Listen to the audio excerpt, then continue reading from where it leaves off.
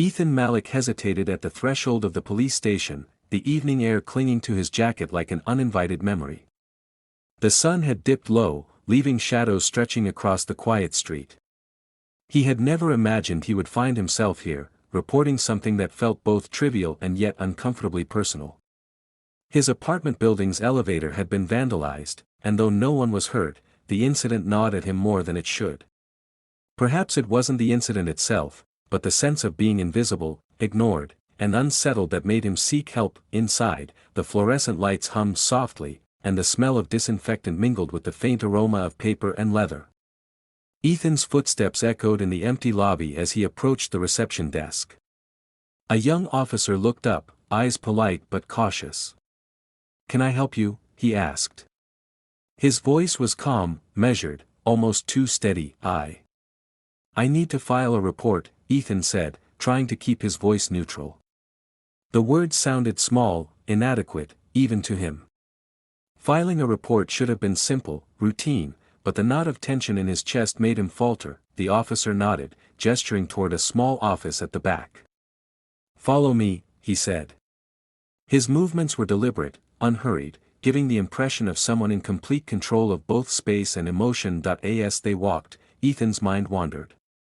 He thought of Jason, his boyfriend, or rather, the man he used to feel close to.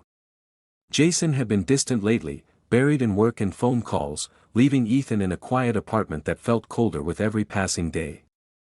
The silence between them had become its own language, filled with unspoken resentment and fatigue. Ethan wondered if this loneliness, this ache for attention, had led him here, not just for the report, but for a sliver of understanding he hadn't felt in months. The officer opened the office door and gestured for Ethan to enter. He stepped in, expecting the usual sterile formality. But as soon as Ethan crossed the threshold, the officer gently closed the door behind him. The sound clicked softly, yet it carried a weight Ethan hadn't anticipated. It wasn't threatening, yet it was deliberate, almost intimate in its subtle assertion of privacy. "Please, have a seat," the officer said, his tone even, steady.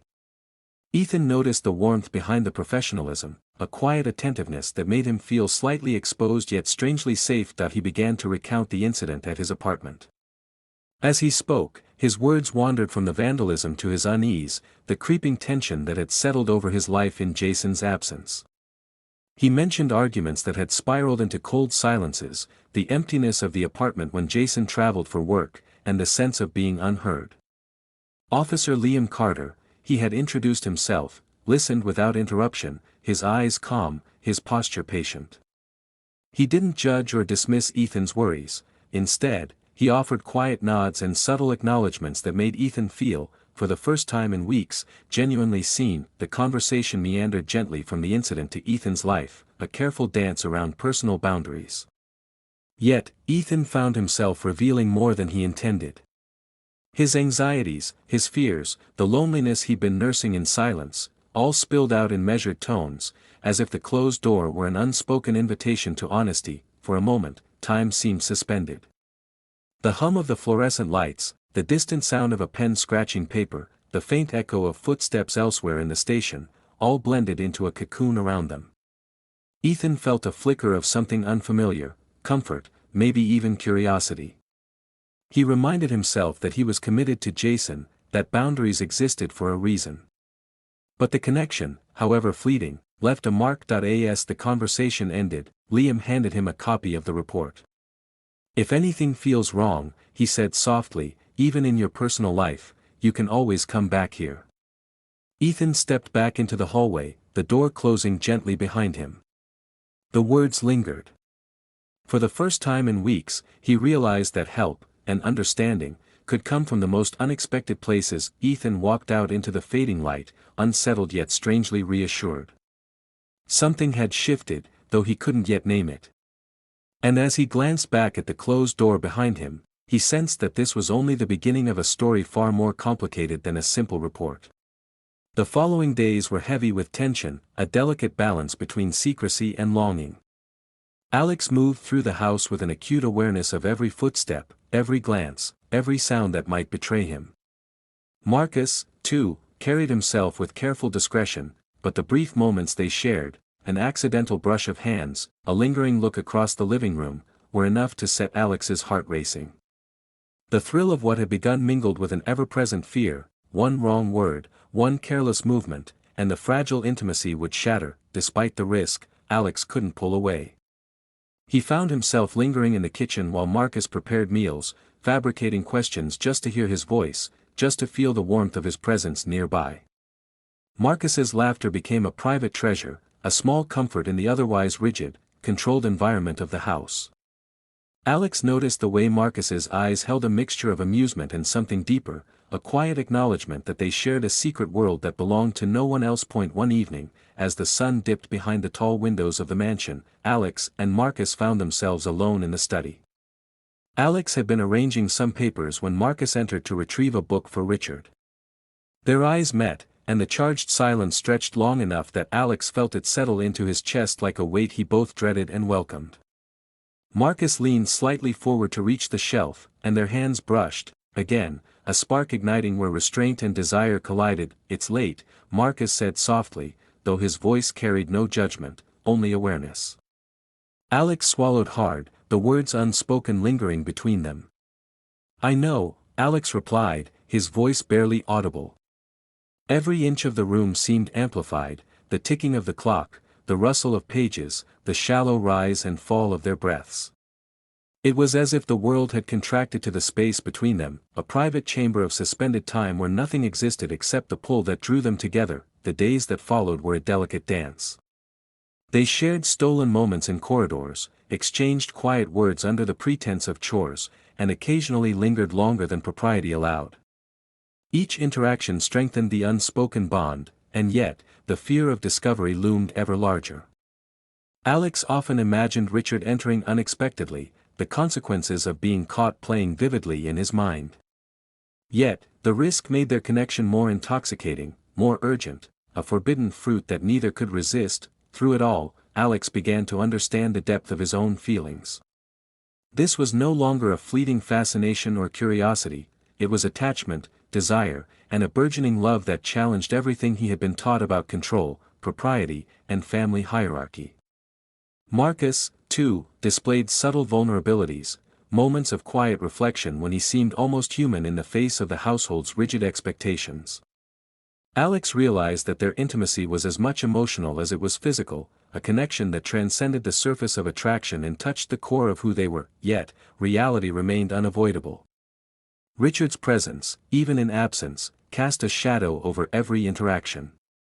Alex knew that the house, for all its luxury and order, was a cage of societal expectations, and that their secret existed in constant defiance of those walls. The thrill of infidelity, of bending rules, of exploring forbidden desire, was exhilarating, but it carried a weight that demanded careful navigation. Each stolen moment became a lesson in restraint and courage, a delicate balance between yearning and caution. By the end of the week, Alex stood by the large window in his room, gazing at the dimly lit garden. Marcus had returned to his duties downstairs, moving through the house with quiet diligence. Alex's thoughts were a tangled web of desire, guilt, and anticipation. He understood, with a mixture of clarity and dread, that nothing would ever be the same. Their connection had crossed a line from which there was no return, and the consequences, though unseen, loomed as large as the mansion itself. Yet, despite the fear, Alex felt a deep, undeniable certainty. Something vital had awakened in him, something that challenged his understanding of love, loyalty, and desire. He did not know what the future held, whether discovery would bring shame, rebellion, or liberation, but he knew that the spark between him and Marcus had lit a fire that could not be extinguished.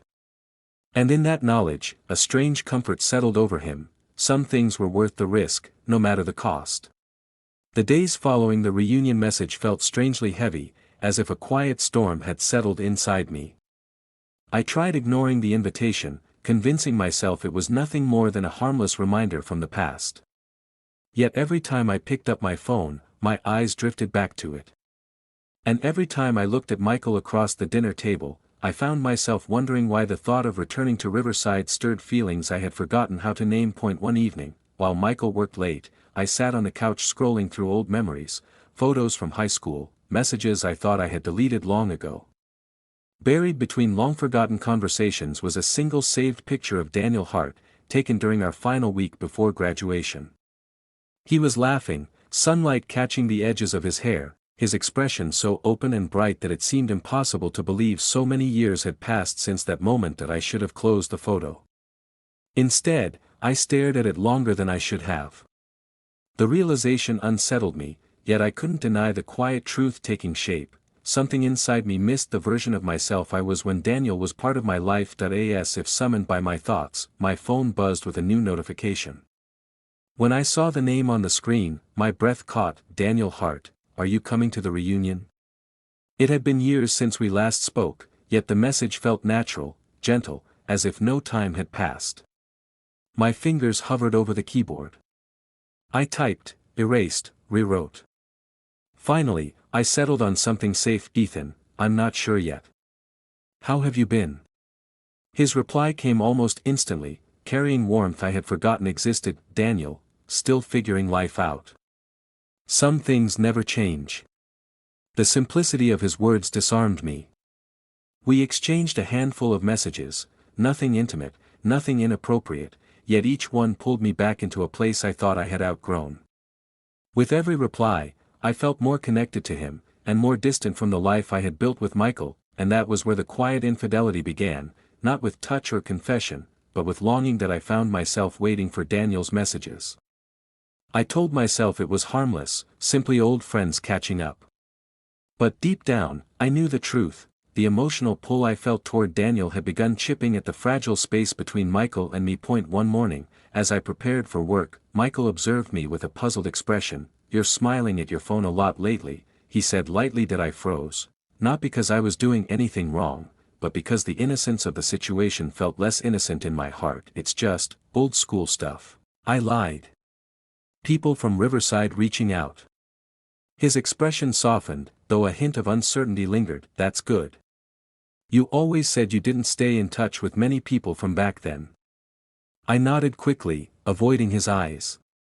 For the first time in our relationship, I felt like I was hiding a part of myself, not because Daniel and I shared anything inappropriate, but because I feared what the truth would reveal about my own heart. Within a week, I made my decision. I think I'll go to the reunion, I told Michael over breakfast. He paused with his coffee halfway to his lips. That's unexpected. I thought you hated reunions. I guess it might be good to revisit old places, I said carefully. Just for a night. Michael nodded, though the crease between his brows deepened. Well, I hope it brings you something positive. His sincerity made the guilt press harder against my ribs. He had no idea that I wasn't chasing nostalgia, I was chasing clarity, answers, and emotions I could no longer ignore. The night of the reunion arrived faster than I anticipated. As I drove into Riverside, familiar streets pulled at memories I had tried to bury. I parked outside the dimly lit community hall, staring at the entrance as if crossing it would unravel everything I thought I understood about myself. Then, through the glass doors, I saw him. Daniel stood near the back wall, talking softly with a group of old classmates. Time had changed him, his shoulders were broader, his posture more assured, but the kindness in his expression remained exactly as I remembered. He glanced toward the entrance, and our eyes met across the crowded room. In that instant, the years between us collapsed. Daniel's smile grew slowly, warmly, like a sunrise finding its way through gray clouds, and I knew nothing about the night ahead would be simple.